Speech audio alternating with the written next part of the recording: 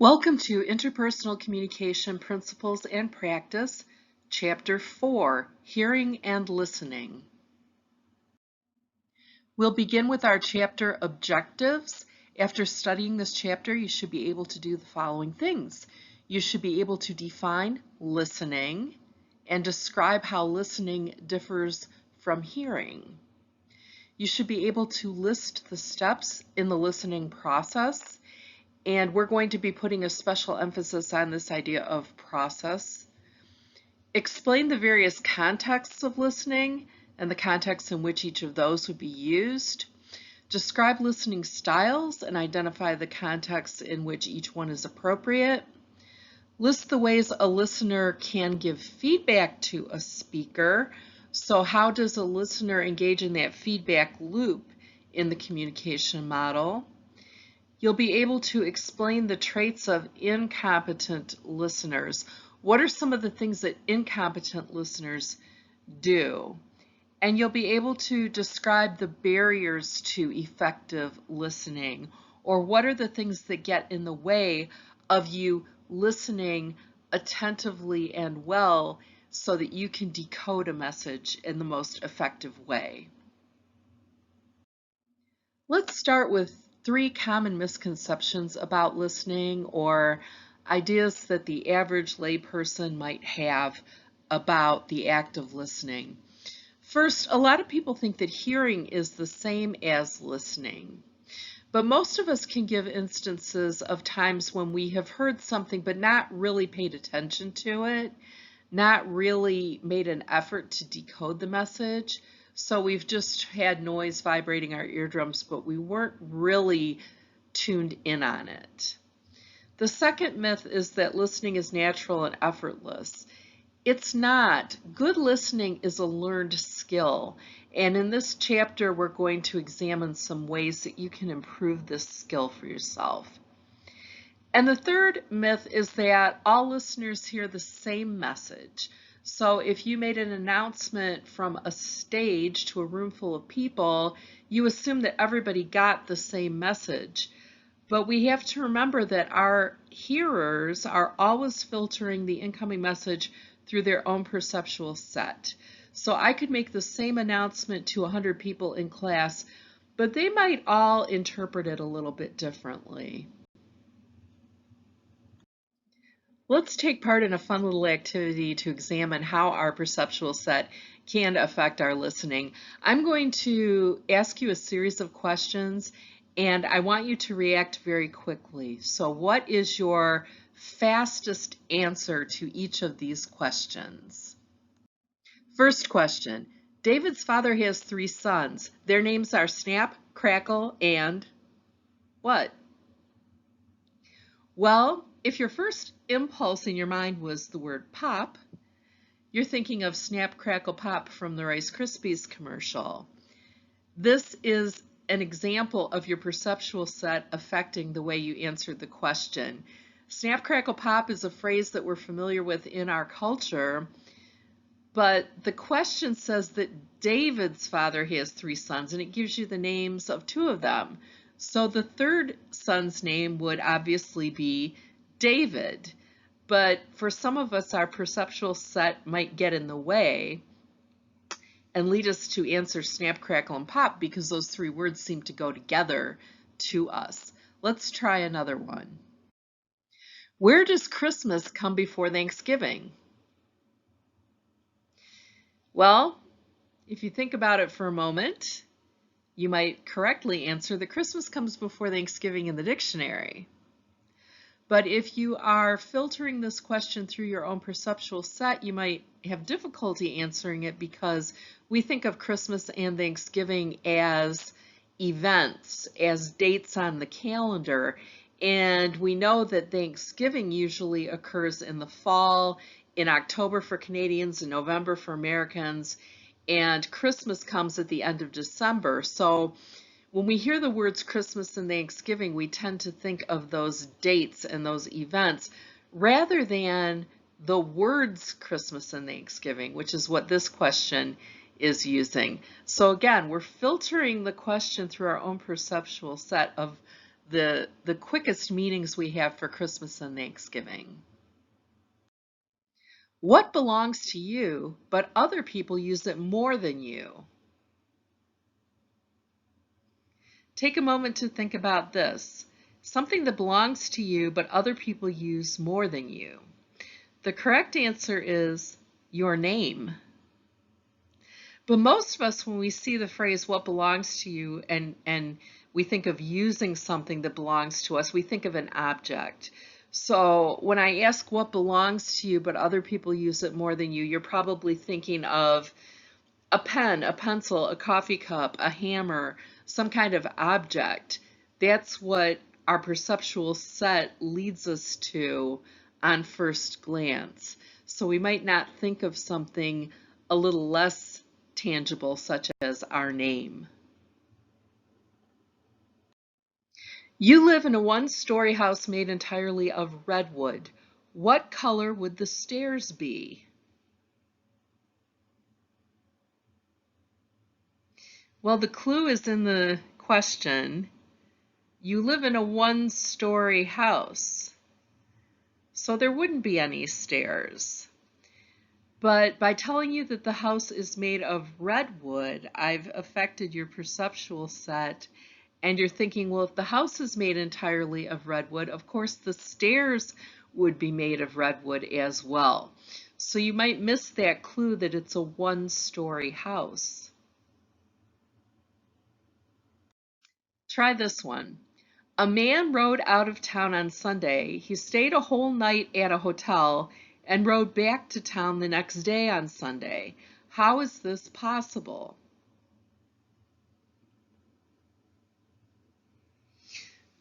Well, this one can be a bit of a brain teaser. How did he ride out of town on Sunday and stay a whole night and then ride back to town on Sunday?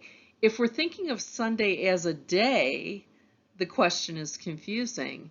But what if Sunday is the name of a horse?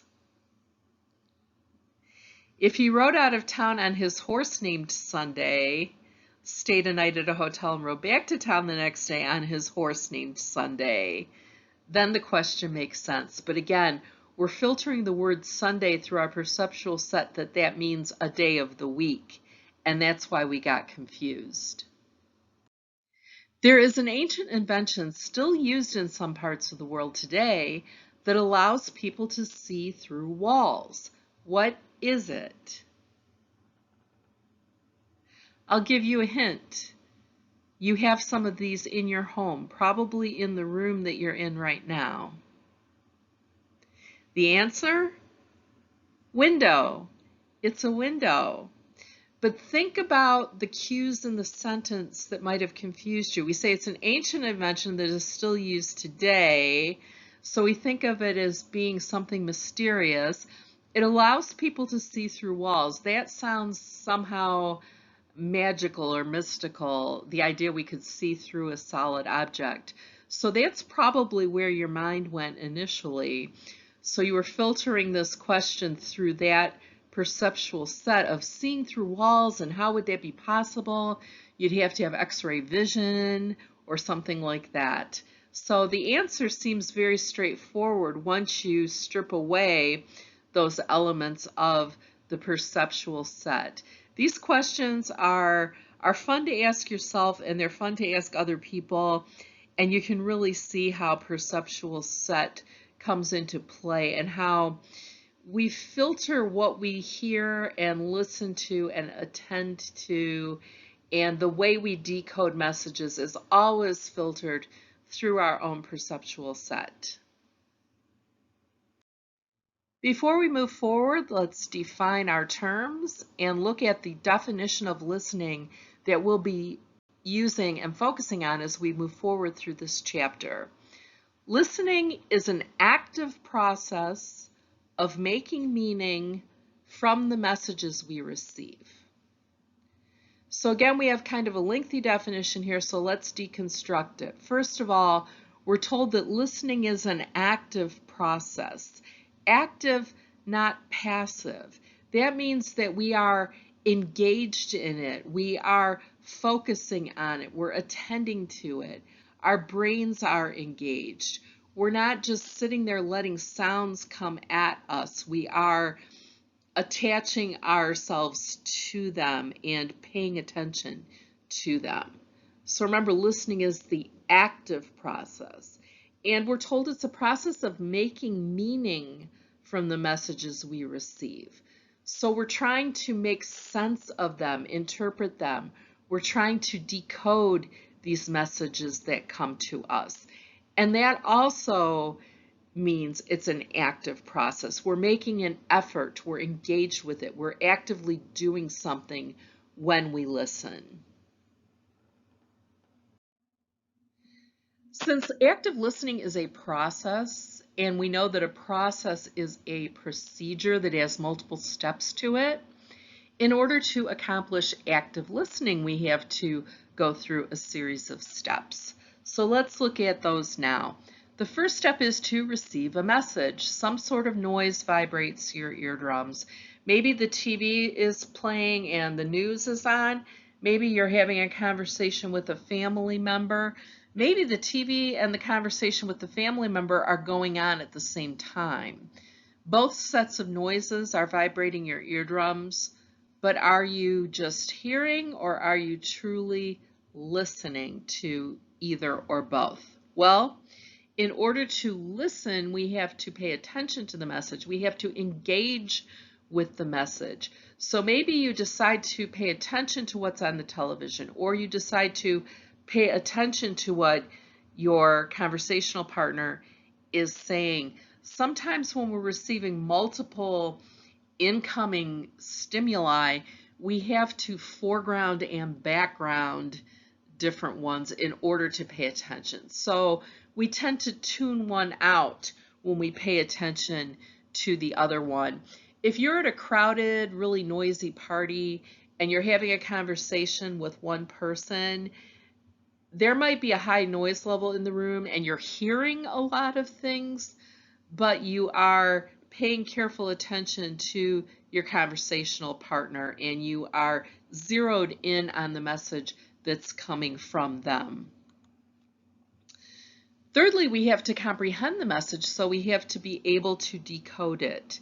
If it has been encoded in a way that we understand, and if there is not so much noise in the environment that it's not getting through, we should be able to decode it reasonably accurately. But remember, we're decoding it through our own perceptual set. So we might not have a perfect meeting of the minds with the person sending the message. We need to respond to the message and give the sender some kind of feedback. Look back to those communication models and think about the role that feedback plays, especially in the transaction model.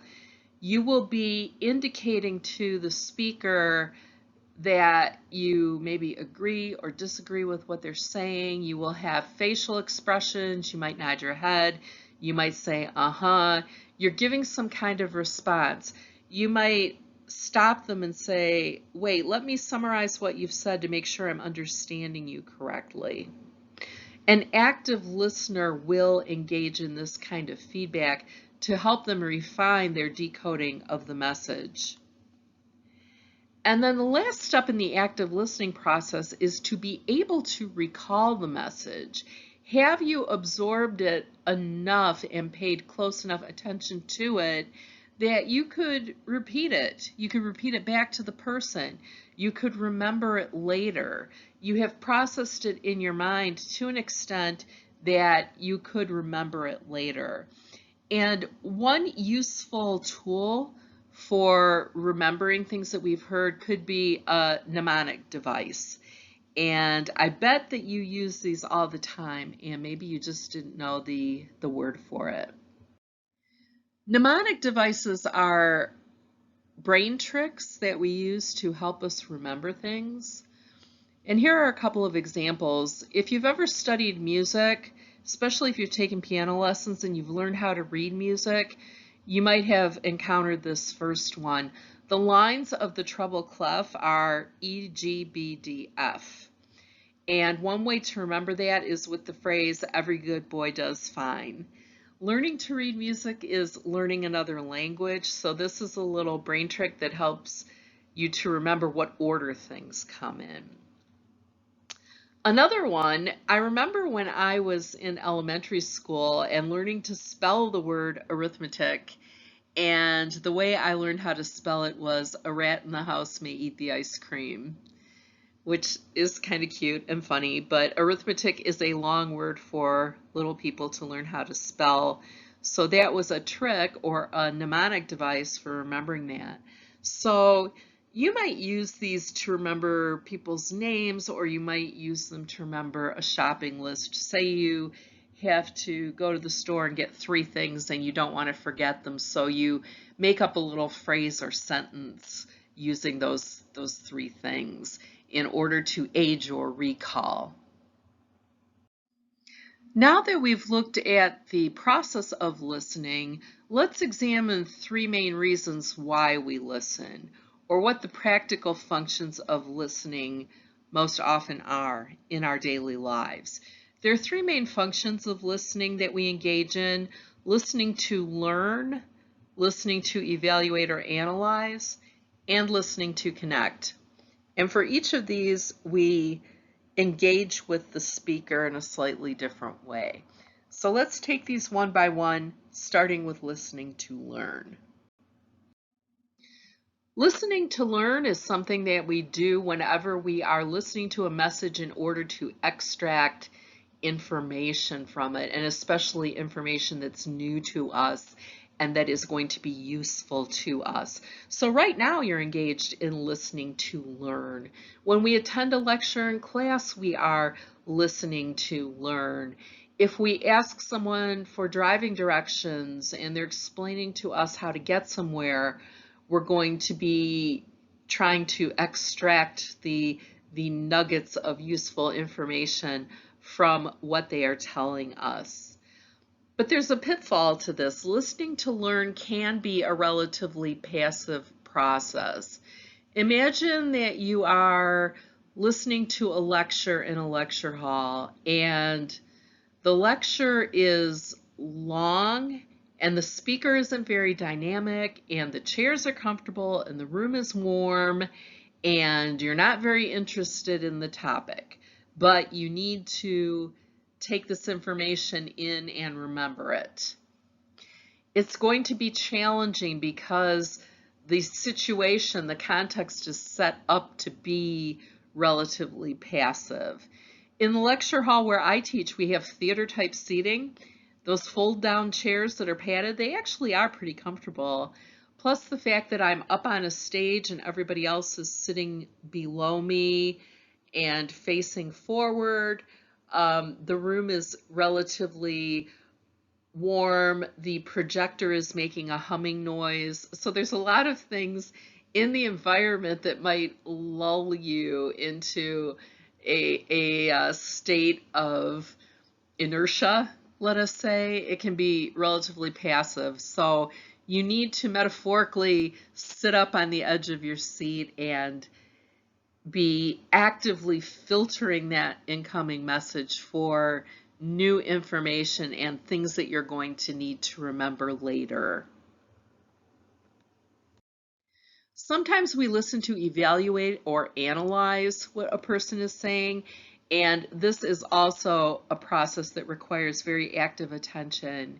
You are filtering the incoming message through your own sense of values, morals, truth, untruth, attitudes, things like that. So, for example, when you're listening to a political candidate talk about the things that they are going to do if they're elected, you are listening to that message with a critical ear and deciding whether or not you agree with what they're saying, deciding whether it's good or bad.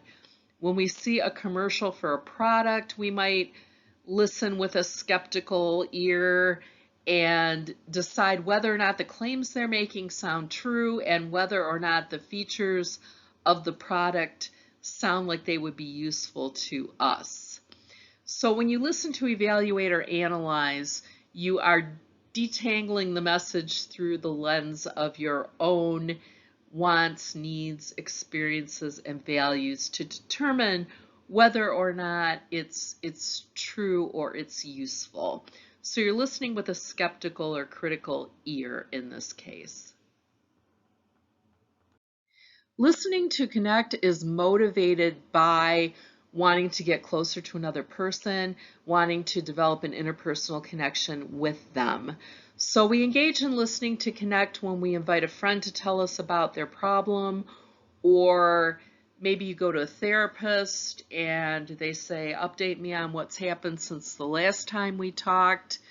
You're trying to establish a more intimate interpersonal connection with the person when you engage in this kind of listening. And this kind of listening usually requires something called perspective taking, or the ability to understand a situation from another's point of view. Now, we've spent a lot of time talking about standpoint and perspective and how we filter our own experience through that.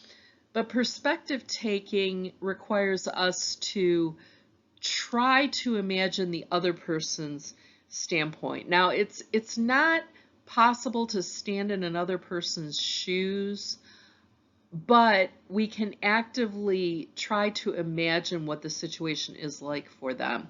They might have made a decision that we wouldn't make, but we can understand why the circumstances that they encountered led them to that outcome. So perspective taking can help us to sympathize and forgive, even in cases where the other person did something that we might not have done ourselves. But if we can understand their perceptual set and the chain of events that led them to that decision, we can make a better connection and listen more actively and without judgment. Now that we've examined some functions of listening, let's look at some listening styles that we might use when we are the listener or when someone is listening to us. The important thing to remember about a list of styles is that we don't label a person with only one of these. We all tend to use these different styles at different times. The first one we're going to examine is the action-oriented listening style. This listener wants you to get to the facts, get to the point. They're impatient with extra information. So for example, maybe you were supposed to give your boss a report in the morning and you're late for work. So you come in finally and the boss says, what time am I going to get that report that you promised me? And you launch into a long meandering story about why you're late for work and how sorry you are and things like that.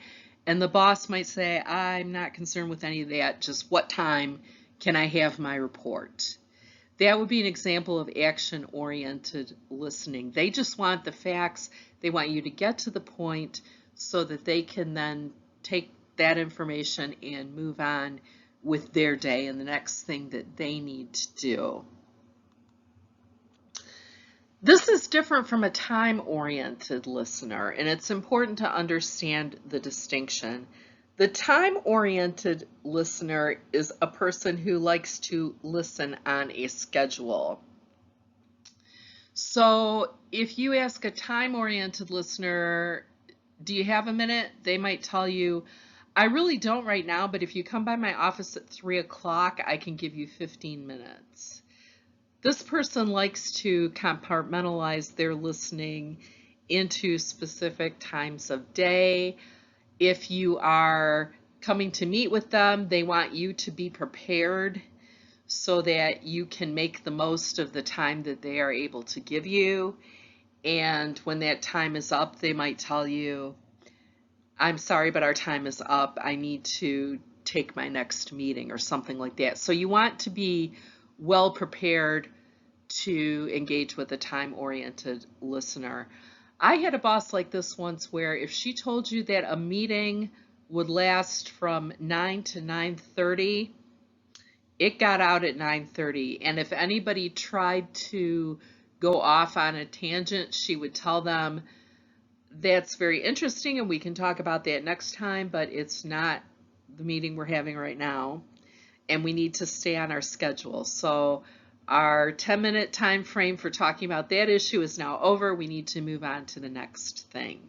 That's a time-oriented person, slightly different from action-oriented. The third kind of listening style is people-oriented, and people-oriented listening has the goal of connection.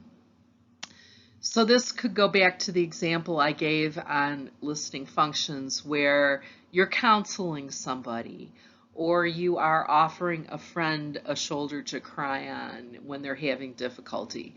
Your goal is to connect with them, engage with them, make them feel heard, make them feel cared for.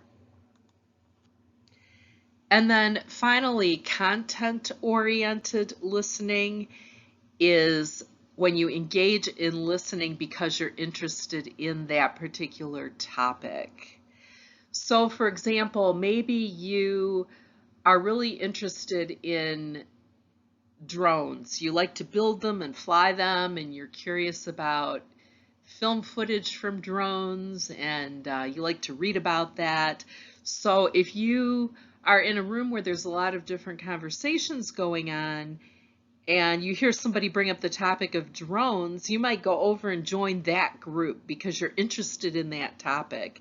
That's content-oriented listening, when your ears perk up because you hear somebody mention a particular topic, or you're very deeply engaged in a conversation because you're fascinated with that topic.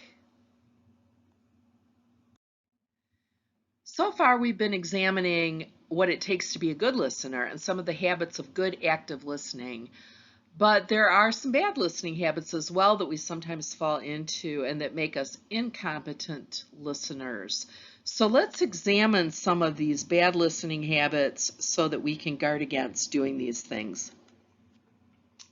The first is selective attention, or hearing what we want to hear, paying attention to things that we agree with or that we already know, and not paying attention to new information or information that disagrees with our own beliefs. So a lot of people will, to use a cliche, turn a deaf ear to messages that go against their own belief system or their own perceptual set.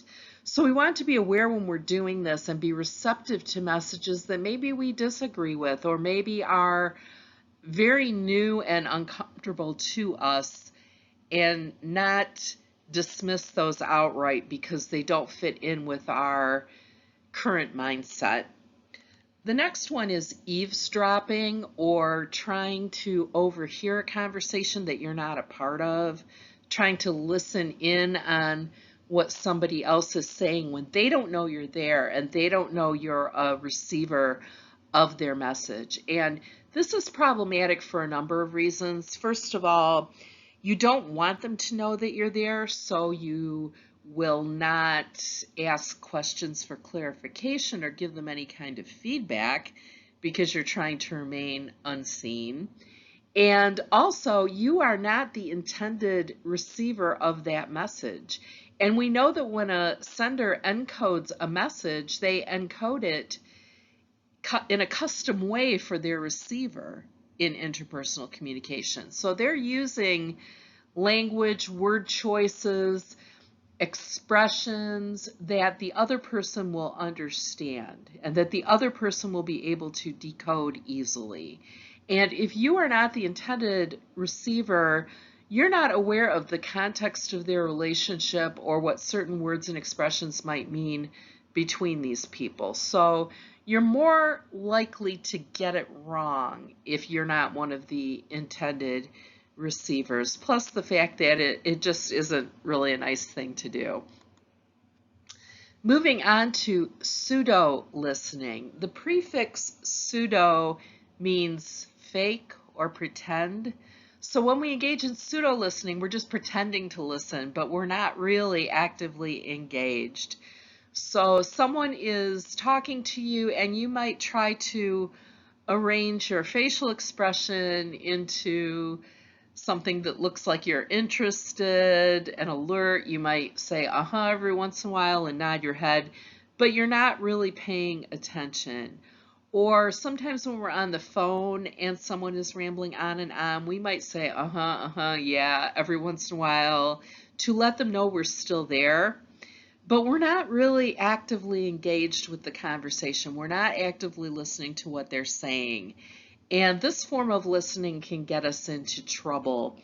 We make an assumption when we come into an interpersonal communication pairing with someone, when we come into conversation with someone, that they're going to do their job as a listener and pay attention to what we say, that each party, the sender and receiver, is going to do their part and play their role in the communication model. And when you are pseudo-listening, you're not really carrying your weight with your conversational partner. So they're assuming that they've given you a message and that you've understood it when you haven't been paying attention to it or haven't been making an effort to decode it.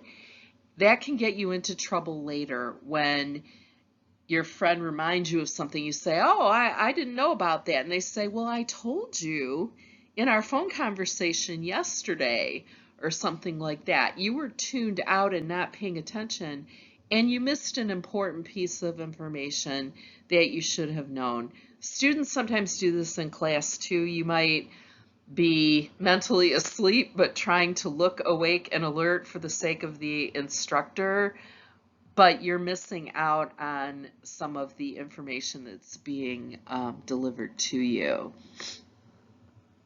Aggressive listening.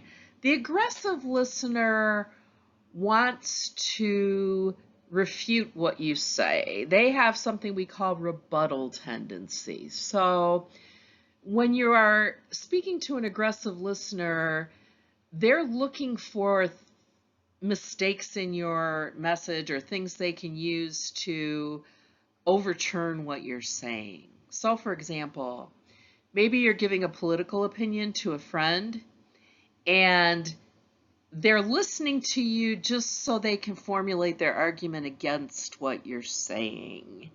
And the aggressive listener often stops listening at some point because they're so busy formulating their response that they're no longer paying attention to you. That's called the rebuttal tendency. So this aggressive listener, they're going to let you finish, but the second you stop talking, they're ready. They're right on there with their response, and they're going to prove themselves smarter than you and point out the flaws in your message. This is a little different from the narcissistic listener. Think about what a narcissist is. A narcissist likes to be the center of attention.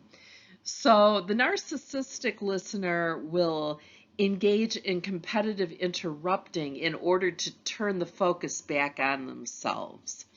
So when you're engaged in a conversation with a narcissistic listener, you might start to talk about how you had a bad day at work and they interrupt you because they want to tell you about their day at work. Or you start to talk about how you're not feeling well and they want to interrupt you to tell you about how sick they've been feeling.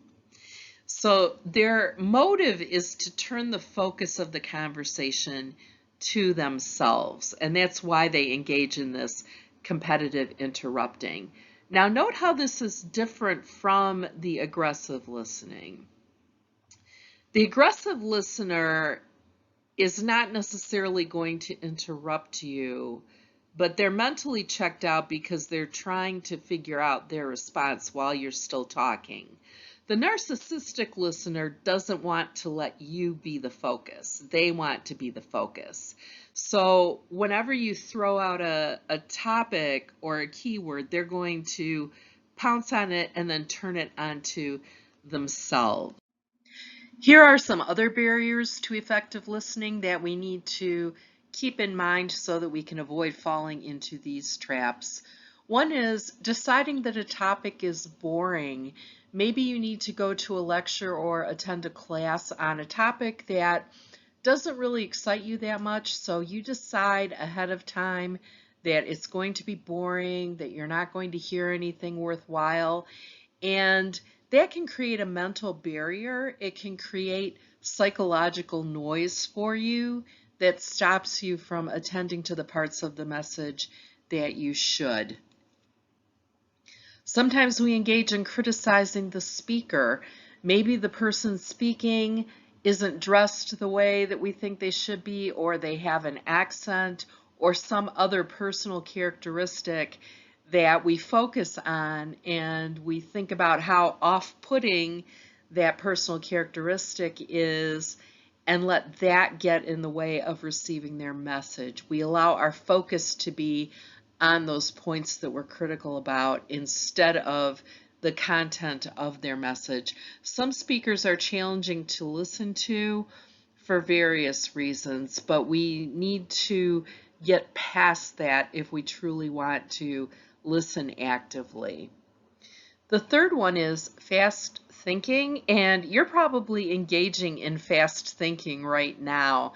Fast thinking is what happens when we're listening to a message and our brain is moving faster than the person is talking, because we can hear faster than the other person can speak, so our minds tend to get ahead of the speaker. This can be a problem when we assume what's coming next. We assume where their point is leading, and so we might tune out partway through the message. So it's important to remain engaged even with someone who is expressing themselves slower than we can take it in.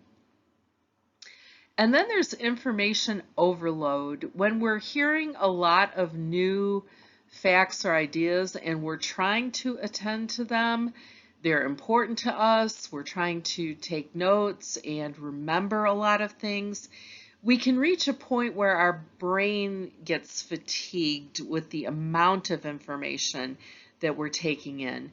So it's useful to recognize when we're experiencing information overload so we can ask the person to perhaps pause in their delivery of the information, or ask them to repeat something they said, or to let us take some notes, something like that, so we can make sure that we glean everything we're supposed to from that communication exchange.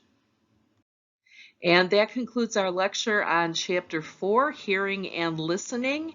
Make sure you read over the chapter thoroughly, ask your instructors if you have any questions, and we'll see you in the next video.